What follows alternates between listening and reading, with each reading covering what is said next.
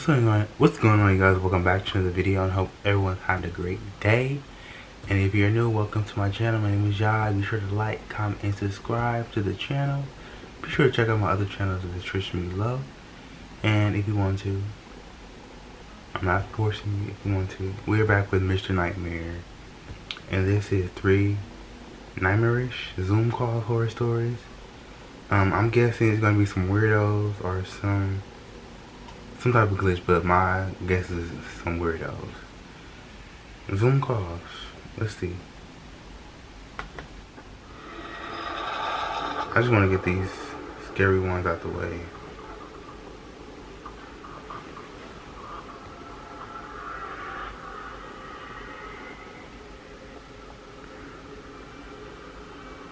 It was sometime in April, peak corona time in my state. Mm-hmm. Quarantining and lockdown were still in effect. Okay. There was nothing to do on Friday and Saturday nights besides Zoom calls with your friends.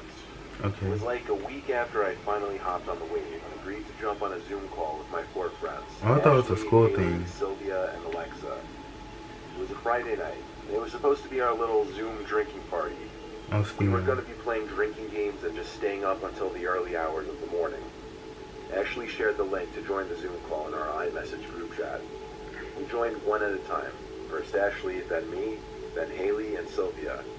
It seemed they were all on their laptops. I was the only one on my phone, so I switched to my laptop as well. Okay. It took a little while for Alexa to finally join, but when she joined, her screen was black. We all joked around, chanting Alexa's name and whatever, asking her what's up with her webcam. She started typing into the text chat of the Zoom call, saying she didn't know what was wrong with her webcam and microphone, that it said both were offline. Mm-hmm. We continued to joke around about it, but also tried helping her, though we didn't really know how to be of much assistance with that. Eventually she typed in the chat, "BRB, I'm gonna go try to figure this out." So we all went on to our drinking and just chatting on our video chat, while we figured Alexa was doing whatever to try to fix her computer. But something randomly happened sometime into our call. Something completely unexpected that kind of scarred all of us. Alexa's cam suddenly started working, and her box went from black to showing an old creepy man doing something I really don't want to repeat. When he noticed the camera turned on, he jumped to close the laptop, and the screen went dark again. The 4 of us screamed and started freaking out. We tried calling Alexa, but now it seemed her phone was off.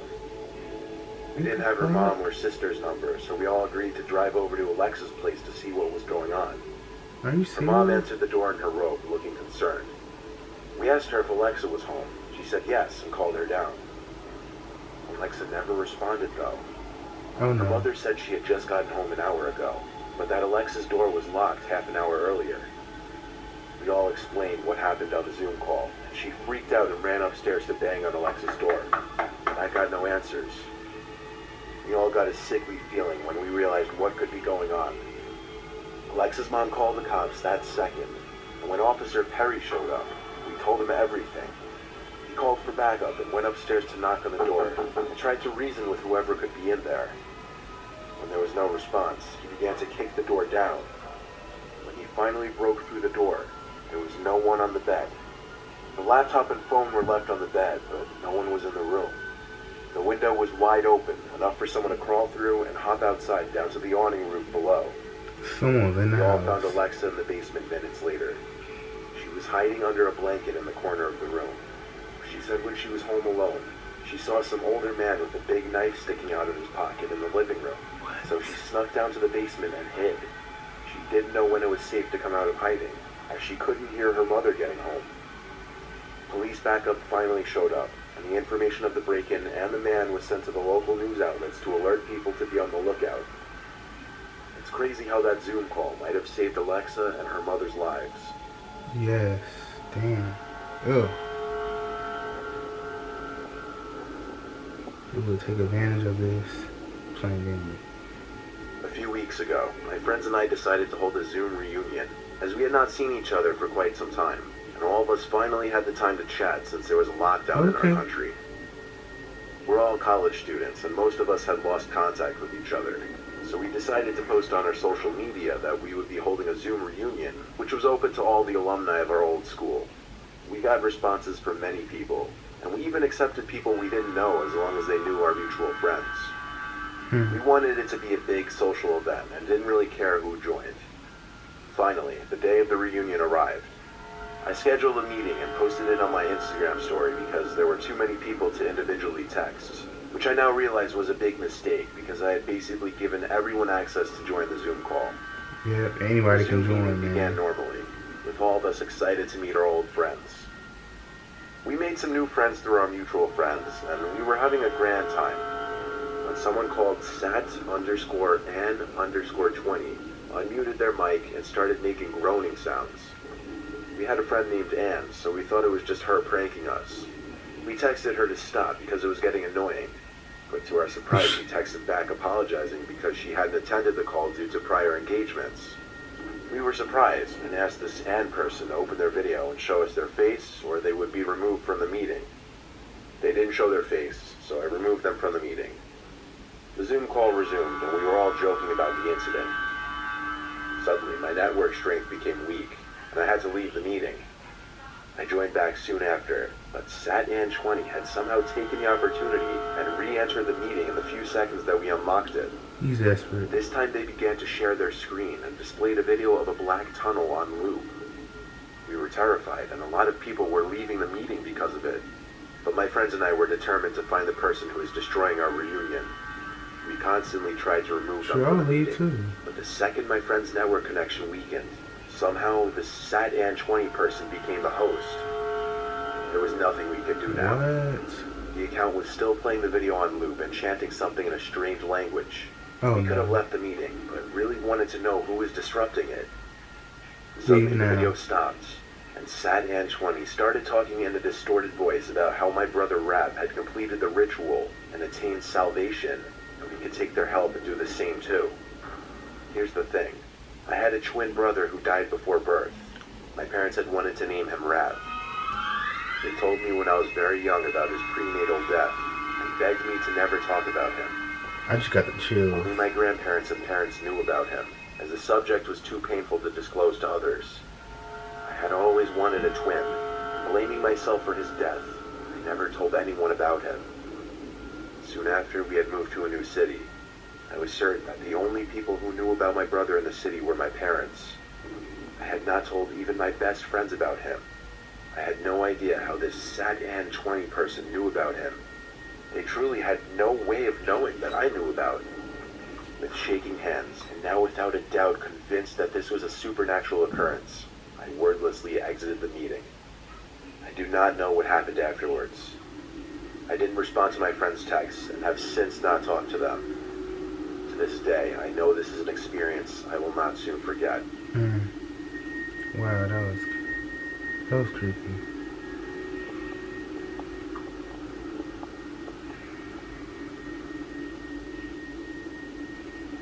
In April of this year, my school had made a virtual classroom thing where we would do all of our assignments online on websites like Google Classroom and whatnot. They also told us about a new tool called Zoom, where students and teachers can all have a virtual meeting to talk about schoolwork and stuff. Well, one day in May, after I finished my assignments, my dad went out on a night shift at his job. So it was only my mom and my mom was asleep. I called my friends, and we all agreed to try a Zoom call out with each other to catch up on how everyone has been, and it also eventually ended with us playing some console games like Call of Duty.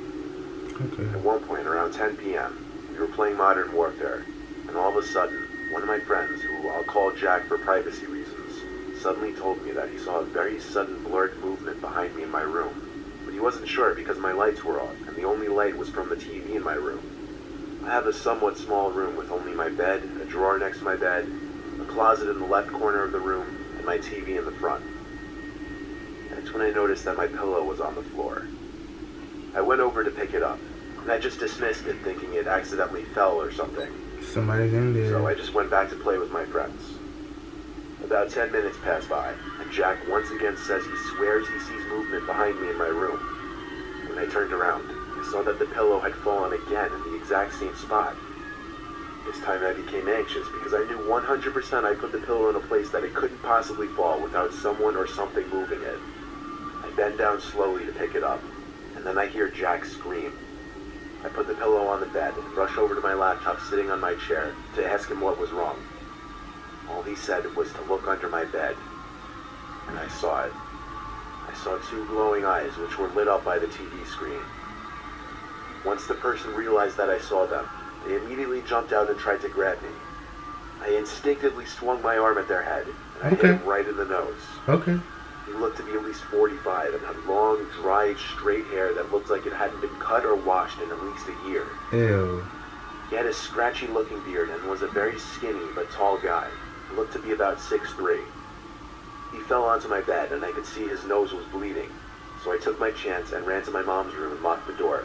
Okay, that was good. I could hear his footsteps stomping through the house, coming towards the room. So I immediately told my mom to call the police, despite her groggily shouting at me to tell her what was happening. She called the cops. By then I could hear his footsteps as he was going from room to room to find where I went. When he came to the room we were in, he tried the handle. When he saw it was locked, he knew we were in the room. Bang. But he didn't bang on the door like I thought he would. Instead, I heard a small chuckle, and then I looked under the little crack under the door, and I could see his feet standing there. As soon as I looked under, he looked through the crack as well, and I could see his bloodshot eye. I also saw a couple drops of blood on the floor, and then on the other side of the door, I heard "You'll pay for that" in a psychotic, high-pitched, childish voice. When I backed away, he screamed like a madman and started banging on the door over and over. I started covering my ears, trying to shut the sound out. I could see my mom crying. Just then, we hear the sirens outside, but the man doesn't stop banging and shouting. Oh. The police knock on the door, and when they hear the man, they immediately knock the door down and come in, literally like something from a movie. I heard the man stop, and I thought the police already got him. When I opened the door, I saw the man facing the two officers, looking like he was going to attack them. When he stepped towards them, one of them shot a taser at him, and he immediately fell and started shaking violently. They cuffed him and took him out to the car, and a third officer came to question me and my mom. I told him the whole story, and then the three officers started searching for the place of breaking and entering. And it turned out that he had broken in through the window in my dad's office room. Oh, They found a small axe and drill under my bed in my room. We later found out this man wasn't documented, and no one knew who he was. He didn't appear to have any family. He was sent to a mental institution, but that's not the worst part.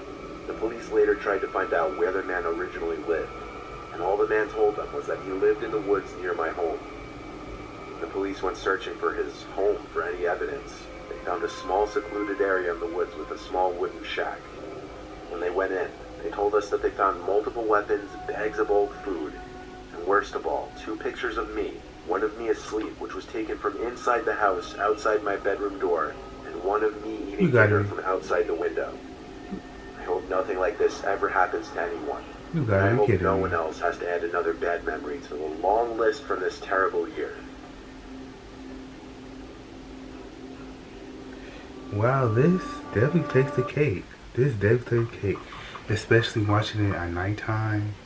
You just get so paranoid and you get freaked out even more. And like how the scariest one, I know he does like least scariest from scary, but this one takes the cake, definitely. Zoom calls and all. You really? It's always some tall, skinny with long hair for the males. Or when it comes to females, the same thing, a tall woman with long hair. That's crazy. Zoom calls and all. And I was right, it was weird. I thought it would be like something paranormal. Was it the second one or the first one? I think it was the second one. When the guy knew about his deceased twin brother, that was creepy. Man, oh man. I will not do this again. I'm watching these at the morning time. So thank you guys for tuning into this video. Be sure to like, comment, and subscribe to the channel. Be sure to check out my other channels below. And stay positive, stay blessed, and peace.